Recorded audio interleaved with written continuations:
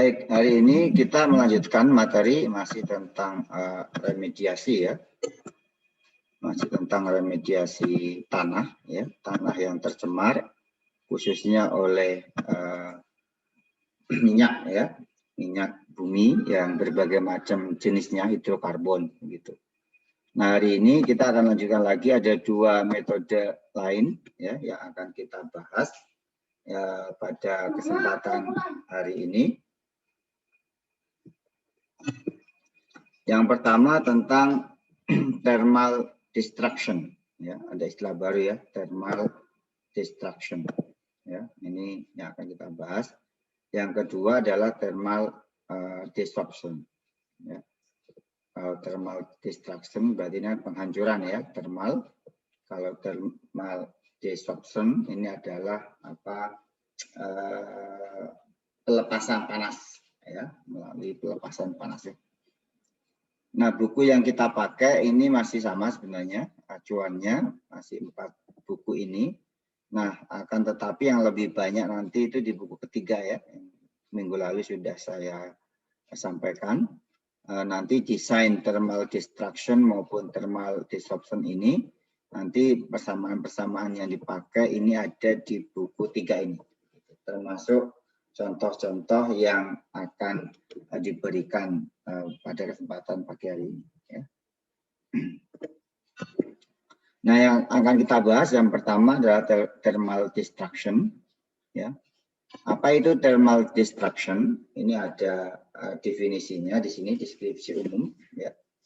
Jadi kalau kita lihat ada tanah yang tercemar ya oleh minyak bumi, ya, kelompok hidrokarbon, maka thermal destruction ini merupakan metode remediasi ya secara ex situ ya, ex situ ya, bukan in situ tapi ex situ. Artinya apa? Artinya tanah itu diangkut begitu ya, digali, diangkut begitu di tempat lain yang memang kita siapkan tempat untuk pengolahannya ya, untuk remediasinya. Nah, ini ya memulihkan tanah yang terkena dampak material organik ya. Ingat ini materialnya organik ya, melalui penghancuran ya, destruction ya, atau penghilangan COC. Masih ingat COC ini apa? COC kepanjangannya?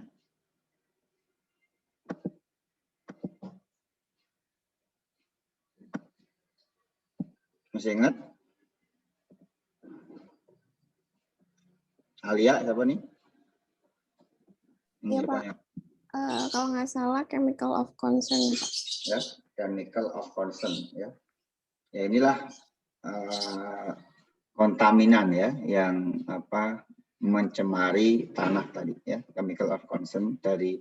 Nah ini ya, ini organik ya. Nah, karena kita pakai thermal itu adalah paparan suhu tinggi ya. Thermal biasanya itu menggunakan suhu yang tinggi ya dalam sel pengolahan atau ruang pembakaran. Nah, ini ada kata-kata di ruang pembakaran. Jadi ada distrustnya itu adalah di ruang pembakaran gitu ya. Nah, maka di sini alat pendukungnya ya adalah insenerator ya, boiler dan tungku ya dari proses industri ya. Ini jadi ini alat yang dipakai ya. Seperti ini ya apa gambaran umumnya. Nah, selama pembakaran limbah organik diubah menjadi gas. Nah, ini ya gas-gas yang dihasilkan CO2, H2O serta sejumlah kecil gas lain ya seperti CO maupun H2S. Jadi pada umumnya ini CO2 dan H2O. Dan ini adalah untuk organik ya.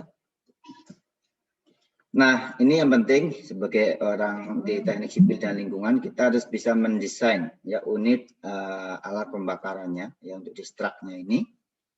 Nah, ini ada 3 komponen yang harus diperhatikan dalam desain utama unit pembakarannya. Yang pertama adalah suhunya sendiri.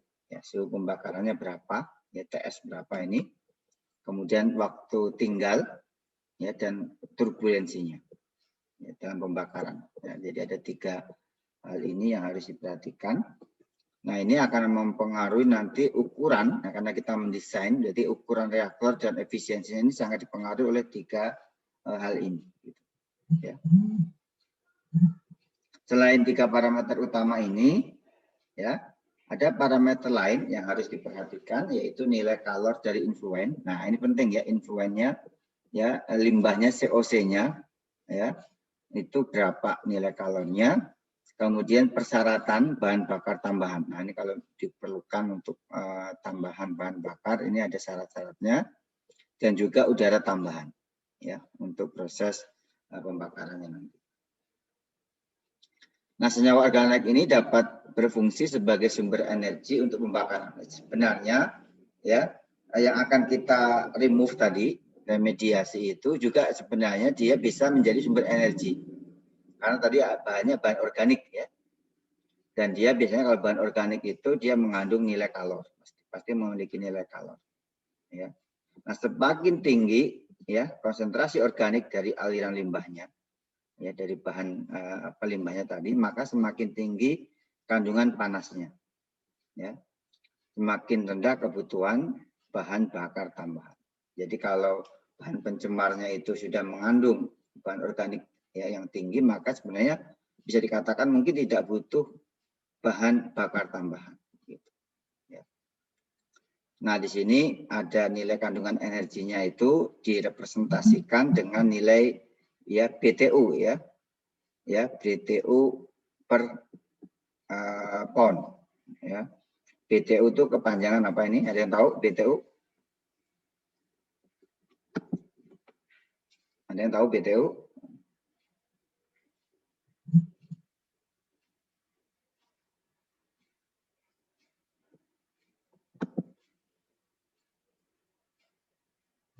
Jika Nurul atau tahu BTU apa kepanjangannya?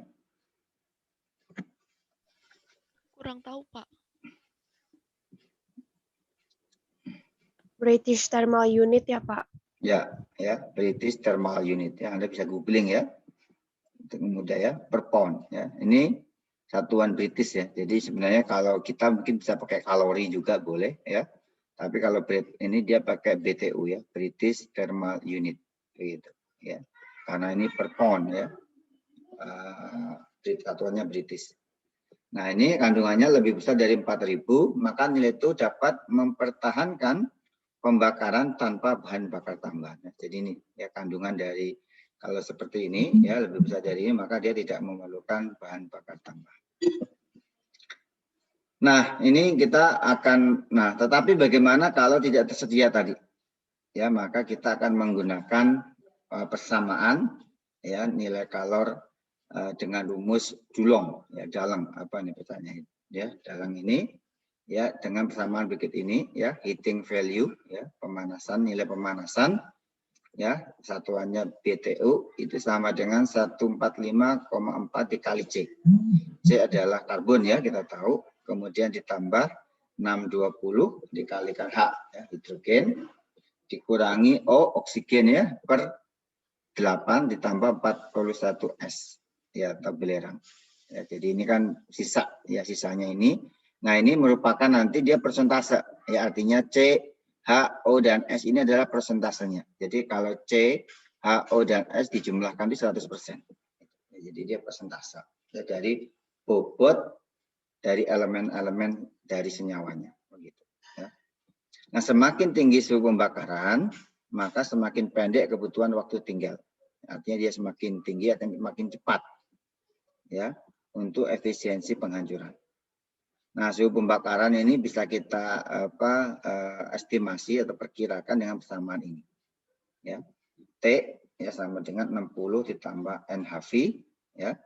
NHV itu adalah net heating value, ingatnya, ya, BTU per pound, ya, dibagi, ya, ini 0,325 dikalikan 1, ya, ditambah 1 ditambah EA. EA adalah excess air, ya, kelebihan udara, ya, yang digunakan atau udara tambahan yang digunakan dalam persen, ya, dikalikan 7,5 kali 10⁻⁴ dikali NHV-nya, ya. Jadi ada 2 NHV atas bawah, ya. Nah, untuk memudahkan ini kita lihat contoh 5.30 ini dari buku tadi yang saya baca tadi. Ini, ya, kasus ini bagaimana kita menentukan, ya, energi konten dalam sebuah contoh limbah. Ya. Contohnya apa ini yang kita lihat? Several leaky. Ya, ini beberapa apa? USTS. Ini kepanjangan dari underground storage apa saya lupa MTS-nya ini. Coba di googling itu apa saya lupa nih. Underground storage suka satunya. Coba ada yang googling coba. Ada yang tahu ini? Coba di googling.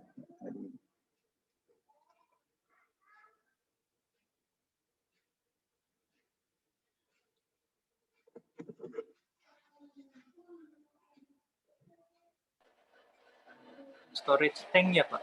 Ah ya, tank, betul. Storage tank, tangki ya, yang disimpan di bawah tanah ya, storage tank. Ya, nah ini dia ada kandungan limbahnya itu adalah silen ya, tanah ya, ada silen, ada bocoran, ya, ada kebocoran dari silen. Nah silen ini rumus atau senyawa kimianya adalah C6H4 ya dikalikan CH3 kali 2 ya. Sebenarnya ini kan hanya senyawanya C dan H ya. Ini kalau disingkat itu berarti C berapa nih?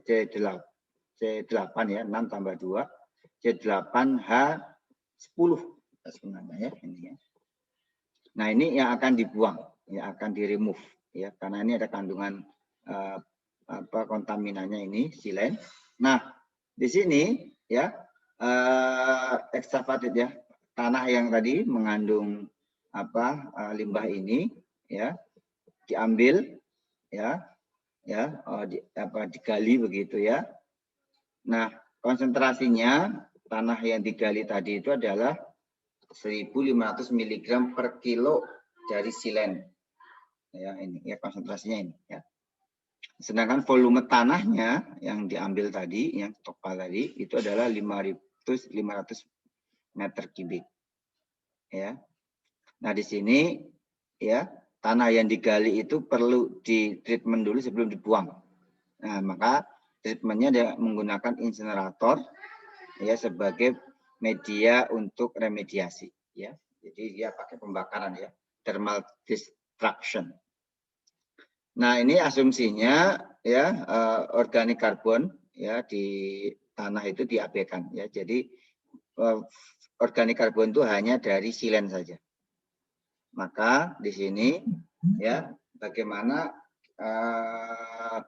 kita nanti menentukan ya, tunjukkan ya bagaimana nilai dari heating value ya, tadi rumus tadi kan ada heating value ya HV ya dari tanah yang tercemar konsentrasi silen 1.500 mg per kilogram ya. Nah, kita akan hitung ya heating value-nya di sini. Nah, untuk menghitung heating value ini kita menentukan dulu ya karbon kontennya. Ya, karbon konten ya dari ya silen ya. Jadi dari tanah yang tercemar 1.500 mg per kilo silen ini. Tadi silen ini ya senyawanya ini kita sederhanakan menjadi ini ya. C8H10. Maka ya kita bisa menentukan karbon kontennya tinggal menggunakan rumus sederhana. Ini adalah konsentrasi silen secara umum. Kemudian ini massa ya, molekul dari C. C-nya ada 8 ya. C itu 12 ya. 12 jumlah berat molekulnya dikalikan 8 jumlahnya dibagi total dari ini ya. Totalnya adalah 12 dikalikan 8 dikalikan hidrogen 1 dikalikan 10 jumlahnya. Maka kita dapatkan di sini nilai karbon kontennya adalah 0,136%. Ya. Nah, persentase ini ya. Nah, berikutnya hidrogen. Hidrogen juga sama, tinggal dirubah saja yang di atas ini menjadi massa molekul hidrogen. Ya, maka dapatkan nilainya adalah 0,014%. Nah, kita masukkan di rumus HV tadi ya, heating value di persamaan sebelumnya ini ya. Nah, di sini ya, karena O dan S nggak ada, maka ini kita abaikan. Ya, yang dihitung hanya yang ini saja, ya, C dan H. Ya, kita akan di sini kita masukkan rumusnya. Maka didapatkan heating value-nya adalah 28,5 BTU per ounce. Ya. Jelas ya di sini, sederhana, ini gampang ya. Nah, berikutnya ya, dalam menentukan insinerator ya, khususnya untuk limbah padat, ini ada syarat-syarat yang harus dipenuhi. Ya, nah, kita bahas ini. Nah, penetapan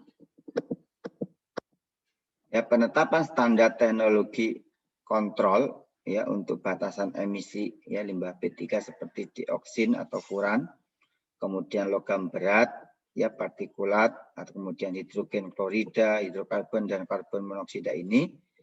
Kemudian ada istilah baru ini DRE, Destruction and Removal Efficiency. Nah, ini akan nanti kita hitung untuk organik. Nah, maka standarnya itu nanti adalah nilai ini. Ya, penentuan nilai DRE, ya, Destruction Removal Efficiency. Nah, di sini syaratnya tadi DRE itu harus ini sangat tinggi banget, harus mendekati 100% efisiensinya. Ya, sebesar 99,99%. Ya. Untuk setiap prinsipal organik hazardous constituent, ya, untuk setiap jenis ya yang mengandung bahan organik berbahaya. Ya, POHC ini ya. Ya. Di aliran limbah yang berbahaya. Ya, DRE ini dibutuhkan untuk limbah tertentu yang mengandung dioksin tadi ya, dioksin. Ini bahkan lebih besar dari ini ya, ini ya nilainya itu mendekati 100% ya, sampai koma-koma ya, 99,9999%. Nah, bagaimana cara menghitung DRE? Ini ada persamaannya. Ya, karena ini efisiensi itu persamaannya sederhana sebenarnya. Jadi selisih yang masuk ya dengan yang keluar, ya. Selisih yang masuk dengan yang keluar dibagi yang masuk. Ya. Jadi laju atau selisih dari laju yang masuk dibagi laju yang keluar, ya, dibagi laju yang masuk, baru dikali 100% gitu ya. Karena ini pasti persentase. Karena yang masuk pasti akan lebih besar daripada yang keluar, atau yang keluar akan lebih kecil daripada yang laju yang masuk. Karena di sini katakan M in, ya. Feed rate ya, laju pengumpanan ya, masuk berarti ya, pengumpanan dari POC yang berbahaya tadi ya di dalam unit pembakaran ya, laju ya bisa pound per jam atau kilogram per jam. M out ini output rate ya, laju keluarnya ya dari POHC ini ya, pound per jam sama satuannya atau kilogram per jam. Jadi efisiensi itu yang masuk dikurangi yang keluar dibagi yang masuk. Nah, untuk pembuangan dari unit pembakaran biasanya harus terus dipantau ya, karena tadi ya ini berbahaya ya, termasuk CO-nya. Nah, kalau CO ini dia harus lebih besar dari 99,90. Ya, ini begitu sedikit ya. Nah, ini combustion efisiensinya dari CO ini ya, CO2 dibagi CO2 plus CO. Ya, dikali 100%. Di mana CO2 adalah konsentrasi ya yang keluar in the exhaust, yang keluar semua ini ya dalam basis kering. Kemudian CO juga sama basis kering ya. Satuannya ppmv ya, 40 ml dalam volume. Nah, untuk lebih mudah ini contohnya ya, contohnya kita lihat.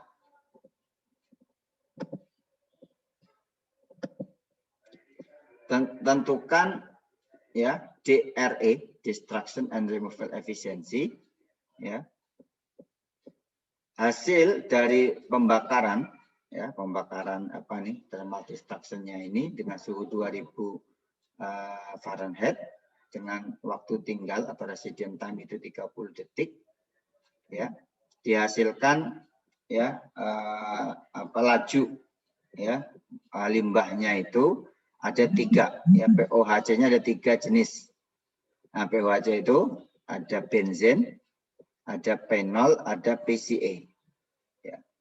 PCA ini juga kelompok etilen sebenarnya. Nanti Anda bisa googling nama lengkapnya. Ini Cl2Cl4, ini PCA.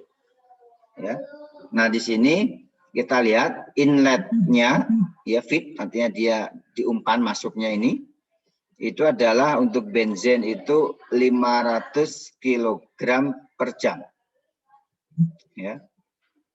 Kemudian keluarnya ini hanya 0,04 ya, kilogram per jam. Kemudian P0 300 kilogram per jam untuk feednya, masuknya dia, ya. Kemudian keluarnya 0,04 kilogram per jam. PCE-nya 200 sebagai feednya masuk, ya. Kemudian outletnya 0,01. Nah, dengan rumus yang tadi kita bisa menghitung masing-masing POHC dari tiga jenis ini. Kita pakai itu rumusnya. Nah, kalau kita lihat di sini, ya, untuk benzen, ya, dengan rumus tadi M-in dibagi M-out dibagi M-in, ketemu 9,992%. Dan ini dia lebih besar dari 99,99. Ya. Nah, untuk P0 ini ternyata ya dihitung 99,98. Ya, 98. Artinya apa? Artinya dia kurang dari 99,99%. Sedikit sekali kekurangannya, ya. Kalau PCA ini dia ternyata masih lebih besar dari 99,99%. Artinya apa? Meskipun ya ini dari 3 unit parameter dari POHC ini, 3 ini hanya 1 yang tidak memenuhi syarat, maka di sini tidak compliant. Tidak compliant tidak ya tadi tidak sesuai syarat, ya, tidak memenuhi syarat. Ya. Karena apa? Karena hanya 1 aja P0. Itu pun tinggal sedikit sebenarnya, ya. Kurang sedikit. Ya. Jadi dia tidak memenuhi syarat gitu. Ya, jadi harus ada usaha untuk menurunkan outlet P0 ini kurang dari 0,04 gitu. Ya. Jelas ya sampai sini, ya.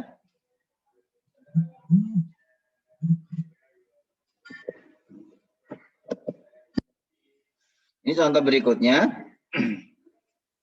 Nah, ini kita menentukan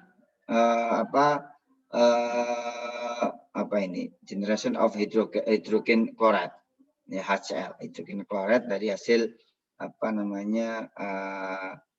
proses pembakaran. Ya. Jadi di kasus ini tadi, ya, ada 3 POHC, ya. Nah, dari 3 POHC ini kita akan bahas 1 POHC, yaitu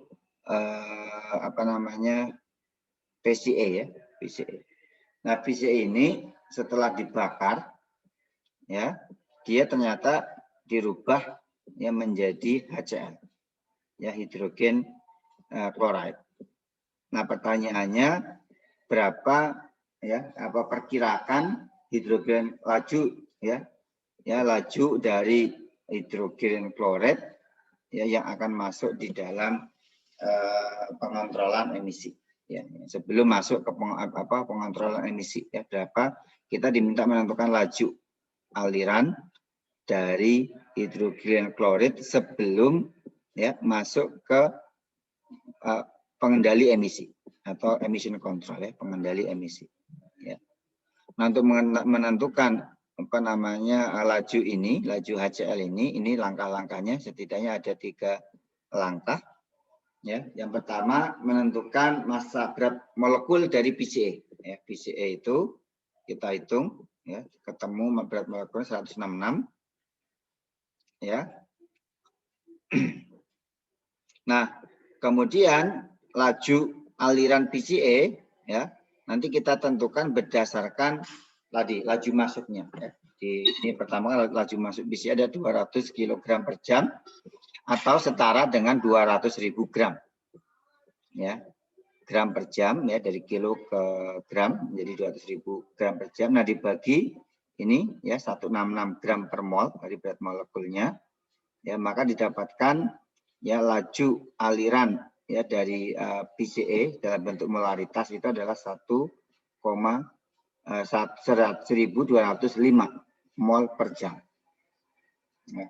Nah, sedangkan laju aliran dari molaritas HCl ini, ya, tinggal dikalikan aja, ternyata lajunya itu adalah 2 kali dari PCA-nya, ya, maka tinggal dikalikan 2 dikalikan ini, ya, ketemu 2410 mol per jam.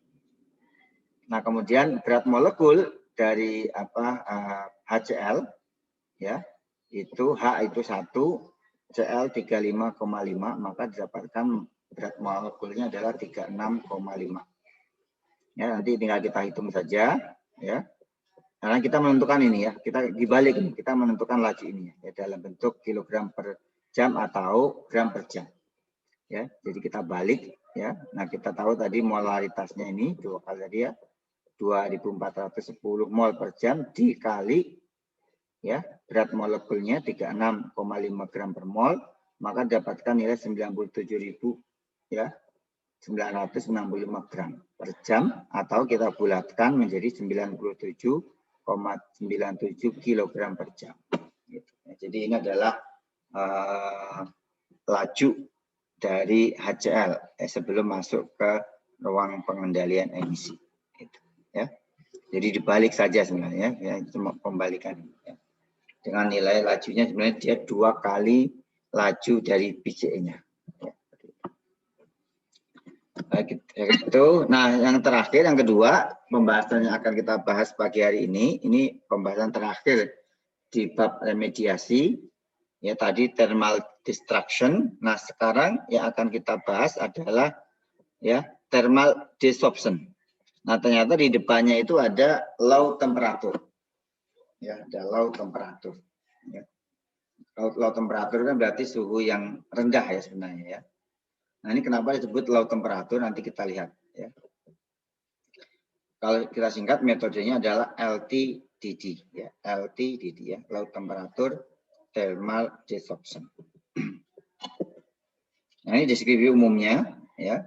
Kalau tadi pakai ruang pembakaran, kalau ini tidak. Ya, ini tidak pakai ruang pembakaran, pakai low temperature. Ya. Ini deskripsi umumnya ya, mungkin secara singkat ada di sini penjelasannya nanti. Ya, kalau ini diagramnya, kalau ini secara singkatnya ada di sini. Ya. Dalam bahasa Indonesia itu desorpsi thermal suhu rendah atau low temperature thermal desorption. Ya. Ini sebenarnya prosesnya mirip dengan tadi ya, thermal destruction, cuman ini dia pemanasannya menggunakan suhu rendah. Atau ya makanya disebut pemanasan thermal suhu rendah atau volatilisasi. Nah, volatilisasi itu penguapan ya, penguapan thermal suhu rendah atau thermal stripping ya. Ini ada tiga istilah lain ya. Pemanasan suhu rendah, volatilisasi thermal suhu rendah atau thermal stripping. Ini istilah lain untuk LTDD ya. Nah, ini sama dengan thermal destruction, dia adalah ex situ ya. Dia adalah teknik remediasi ex situ.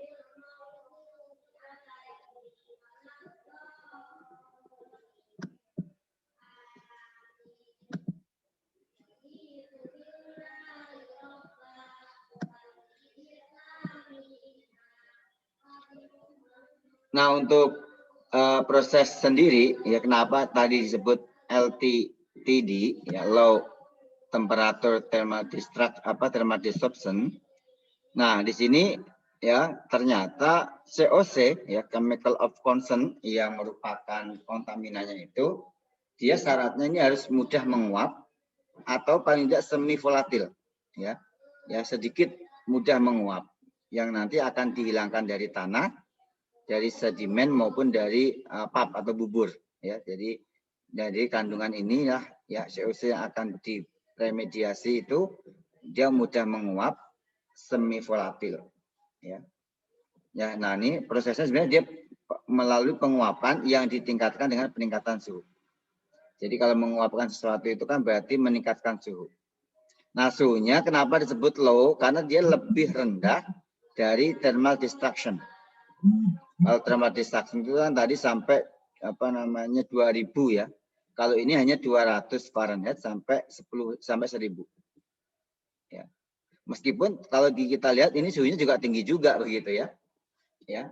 Kenapa disebut low temperatur? Karena apa? Karena ini sebenarnya untuk membedakan dengan proses pembakaran. Kalau pembakaran itu biasanya dia lebih tinggi suhunya. Nah, karena ini suhunya sampai 1000 Fahrenheit. Jadi artinya dia lebih rendah. Meskipun kalau menurut kita ini juga tinggi juga ya, tapi disebut sebagai low thermal. Ini hanya untuk membedakan dengan proses pembakaran. Gitu, ya. Hanya untuk membedakan dengan proses pembakaran.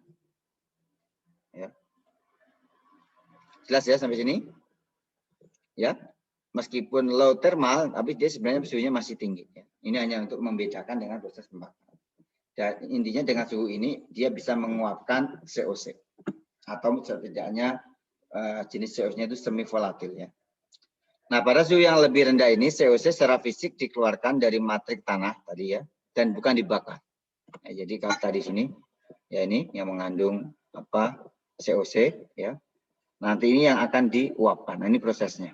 Ya, proses penguapannya ya menggunakan beberapa proses, ada scrubber, ada oil condenser, ya, ada steam. Nah, ini ada steam, ada vakum gitu. Ya, nanti gunanya untuk merecovery tanah maupun memisahkan minyak dengan air. Sampai nanti dipisahkan. Jadi intinya seperti itu ya.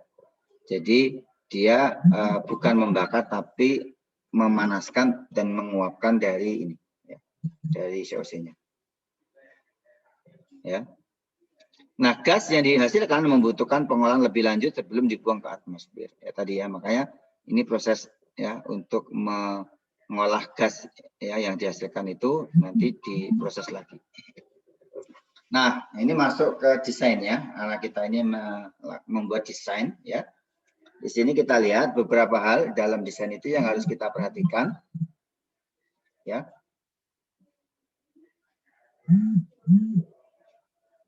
Waktu yang dibutuhkan untuk mencapai konsentrasi akhir tertentu ya tadi ya, supaya diizinkan memenuhi syarat ketika dibuang ke lingkungan, maka ini ada faktor-faktor yang harus diperhatikan. Yang pertama jelas suhu, ya, jelasnya karena kita pakai suhu ya. Semakin tinggi suhu maka semakin tinggi laju desorpsi. Ya. Kalau absorpsi itu kan pengikatan, ya, penyerapan. Kalau desorpsi berarti sebaliknya pelepasan, gitu ya. Sehingga semakin pendek waktu retensinya. Artinya suhunya ini sangat krusial. Semakin tinggi suhu maka dia semakin pendek waktu retensinya, artinya semakin cepat prosesnya.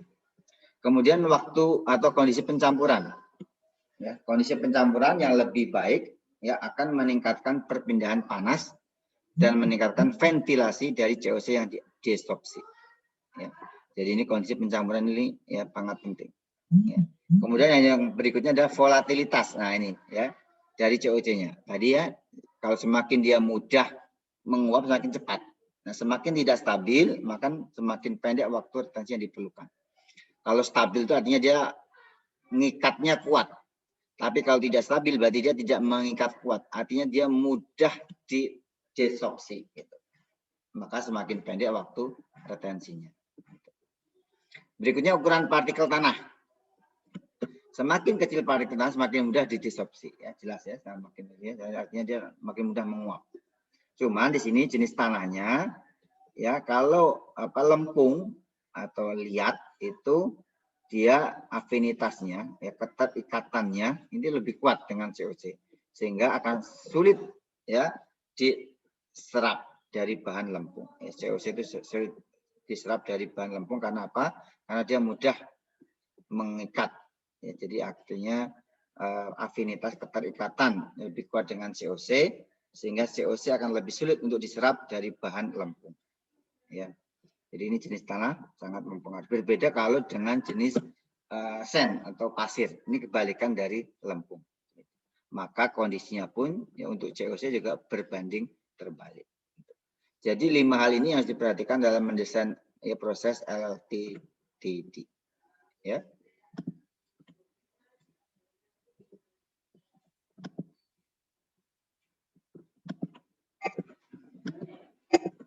Nah, bagaimana hal-hal yang harus diperhatikan dalam mendesain LTTD ini? Nah, nanti ada dua, ya, ada dua metode yang bisa dipakai ya untuk proses desorpsi ini. Yang pertama adalah metode batch, ya, batch. Ya, kalau batch itu kan berarti ruangan-ruangan berbeda ya, ada batch-batchnya. Ada juga metode continue. Metode continue itu berarti dia tanpa batch. Nah, makanya di sini ada hubungan antara konsentrasi influen dan akhir. Influen yang masuk dan yang akhir. ya yang keluar ya. Nah, kemudian ada konstanta laju reaksi dan waktu detensi atau waktu tinggalnya.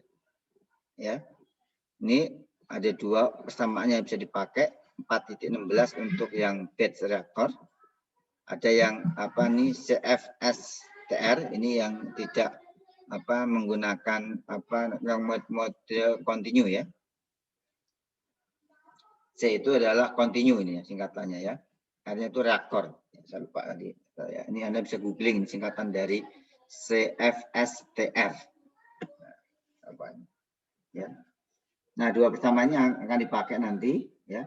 CF dibagi CI, artinya ini yang apa keluar dan yang masuk sama dengan eksponensial minus K rho. Nah, K ini adalah nilai dari apa lajunya. Ini kita ini juga sama, rumusnya juga sama. Di sini K nanti yang dicari ini lajunya. Ya. Ya.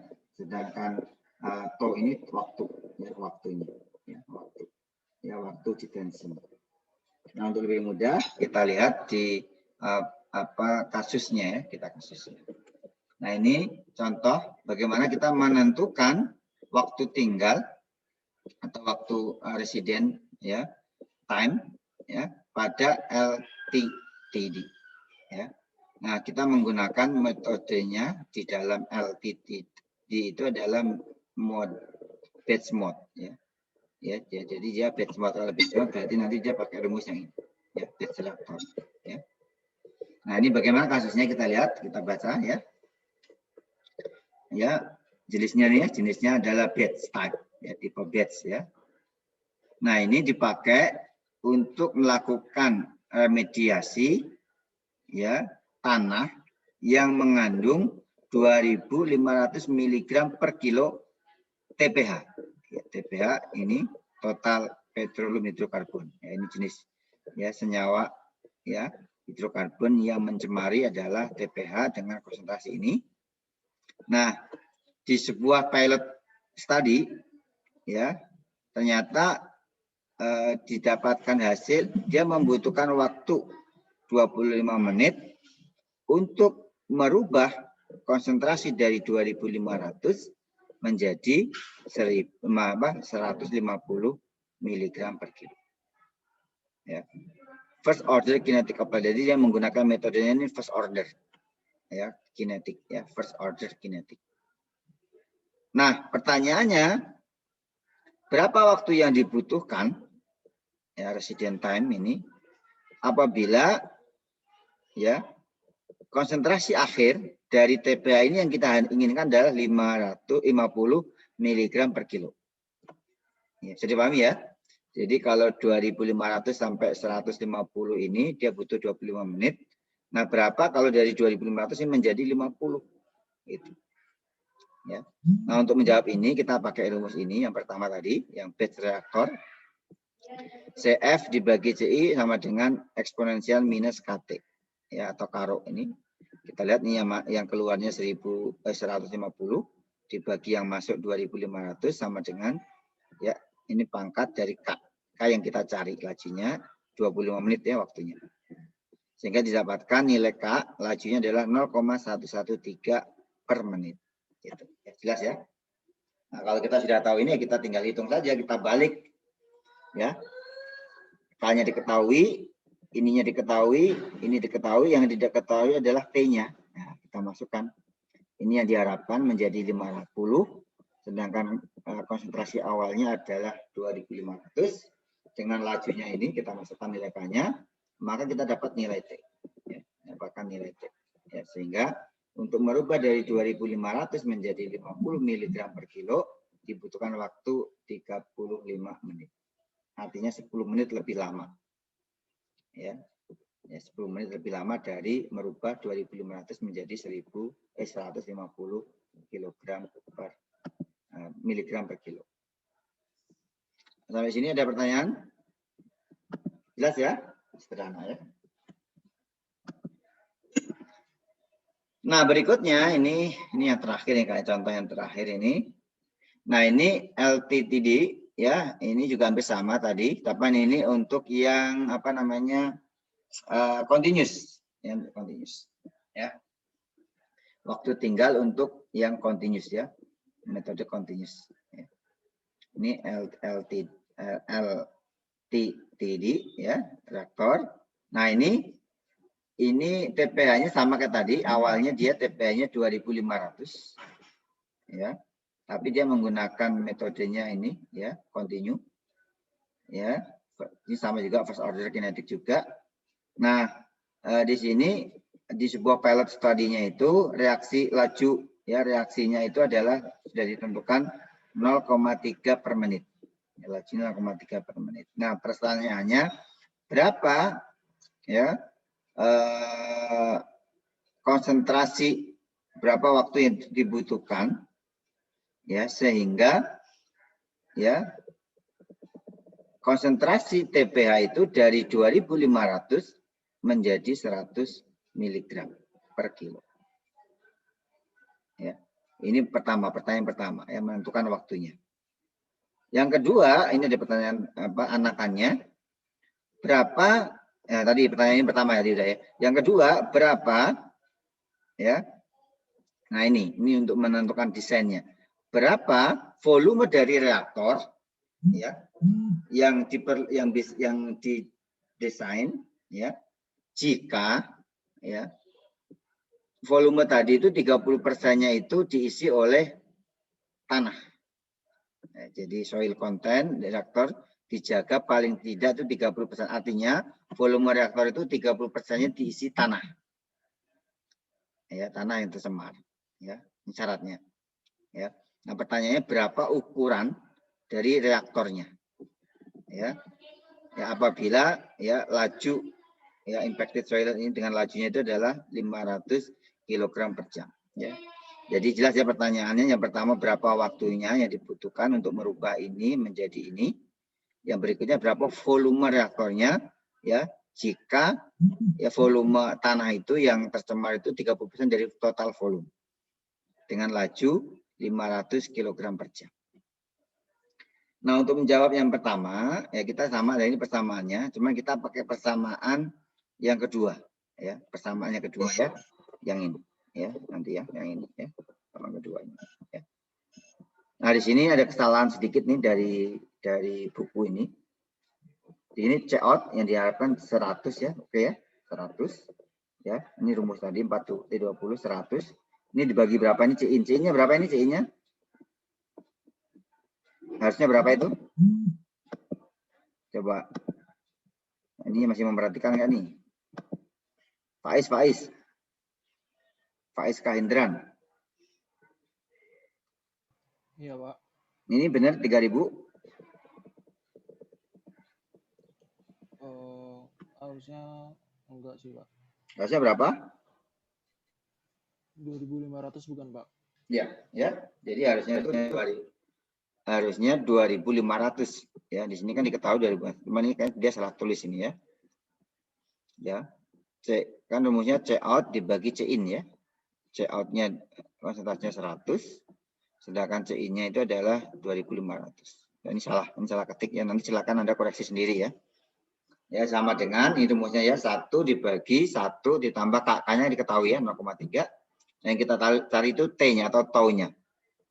Sehingga kita pakai, ternyata untuk merubah dari 2.500 menjadi 100 adalah 97 menit. Atau 1 jam 1,61 jam. Ya. Ini tinggal dibagi 60 ya, jadi ketemunya ini. Ya jelas ya? Yang berikutnya, nah kita mencari volume. Nah untuk mencari volume, kita harus tahu bulk densitas atau densitas dari tanah. Bulk densitas tanah ini kita asumsikan ini. Jadi nanti kalau Anda tidak diketahui di soal, Anda pakai nilai ini ya untuk BD-nya ya, BD tanah. BD tanah 1,8 gram per centimeter kubik. Ya. Maka kita bisa menentukan volume yang masuk, ya laju dari volume air tanah yang masuk ke dalam reaktor. Ya, K-soil berarti ya laju yang diharapkan tadi 500 kg per jam dibagi oleh bak densitasnya. Bak densitasnya ini adalah ya 1,8 gram per centimeter kubik atau kita buat per liter ya menjadi 1,8 kg per liter. Ini hanya apa namanya konversi sederhana ya di sini. Ya. Maka didapatkan volume tanahnya yang masuk ke reaktor itu 278 liter per jam. Jadi laju tanah yang masuk ke dalam reaktor itu adalah 278 liter per jam. Ya. Nah, karena kita diminta menentukan volume reaktornya, maka kita menggunakan rumus tadi ya. Kita lihat di sini rumus tau itu sebenarnya kalau kita lihat di sini, maaf ini ya ini. Tau atau T itu adalah T itu sama dengan V per Q ya, volume dibagi apa debitnya. Atau ini ya. Ini ya. Maka di sini kita bisa hitung volumenya yang akan kita cari. Ya, taunya kita tahu atau apa waktunya kita tahu tadi hasilnya ini. Kemudian Q-nya kita ketahui ini. Ya, debitnya kita ketahui. Ya. Sehingga kita bisa dapatkan di sini nilai ya tanah yang masuk ke dalam reaktor itu ya setiap jamnya adalah 447 liter. Jadi volume tanah yang masuk ke dalam reaktor adalah 447 liter. Ya. Nah, masalahnya tadi di sini tanah ini mengisi 30% dari volume total reaktor. Ya, maka ya jadi tanah yang terisi ya okupasinya itu yang mengisi reaktornya 30%, maka ya udah tinggal 447 dibagi 30%. Artinya apa? Volume reaktor yang dibutuhkan itu adalah 1490 liter. Ya. Ya, dari 1490 liter ini 30%-nya diisi tanah. Gitu. Maksudnya gitu ya, maksudnya gitu. Atau kalau kita mau ukurannya galon, ya 1490 liter itu setara dengan 394 galon. Dan harusnya ada pertanyaan? Ini ya, dua hal ya. Saya kira ini nggak sulit ya. Mudah untuk difahami dua proses ya, proses yang pertama thermal destruction, yang kedua adalah low thermal thermal low temperature thermal disruption. Ya, ada thermal disruption, ada thermal destruction. Berikut contohnya. Nah, karena kita ini orang teknik, yang penting itu mendesain. Nah, kalau desain itu ya berarti menentukan volume ukurannya, dimensinya. Tadi beberapa contoh ya sudah kita bahas bagaimana menentukan waktu detensi dan juga volumenya. Saya kira ini slide terakhir. Nah, selesai ya. Baik, sampai sini ada pertanyaan?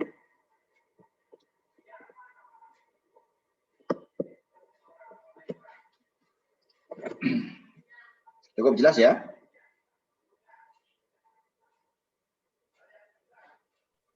Jelas, Pak.